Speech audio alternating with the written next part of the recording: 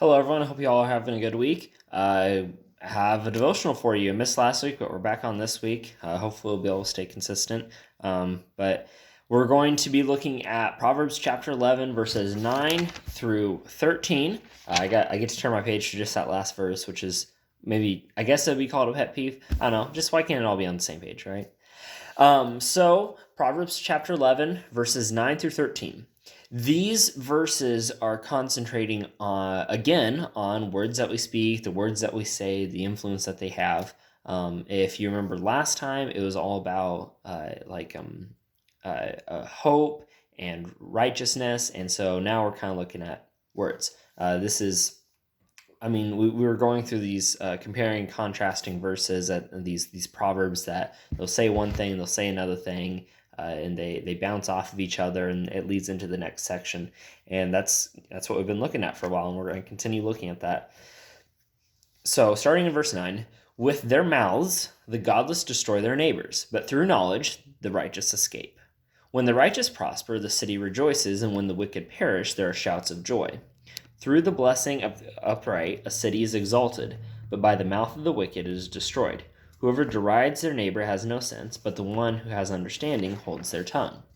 And gossip betrays confidence, but a trustworthy person keeps a secret. So these verses, when we read them, we can be reminded that our words have power. They have influence. They have meaning. This is how you can get people that, even if they aren't the most moral people, they can use their words. They can have a silver tongue, and they can get themselves into a position of power. It can also be why you can have amazing people that have godly hearts that are looking out for the good of the community and good of society. But if they aren't good speakers, aren't good presenters, they may not get anywhere in terms of being in a place of power or influence.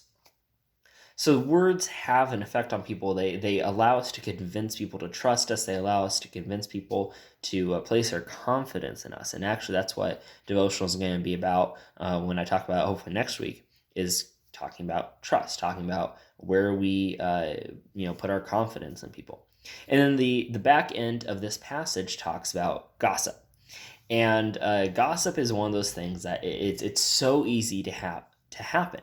It is probably one of the most common sins, simply because it can happen by accident. And some important things to remember with gossip is that, if our intention is to badmouth somebody, or to, maybe it could be called airing their dirty laundry, if our intention is to spread, even if they're true rumors about somebody, if our intention is to spread these things that they may not necessarily want to be spread around, then we're gossiping about them. We're doing them harm. We're dishonoring them. If we found out those things through them, they placed their confidence in us. They trusted us. And then if we go and gossip about them, that's going to be harmful. It's going to harm their trust in us. It could harm their reputation. And there's all sorts of things that can happen as a result of gossip. And we need to keep in mind that our words have influence, for better or for worse.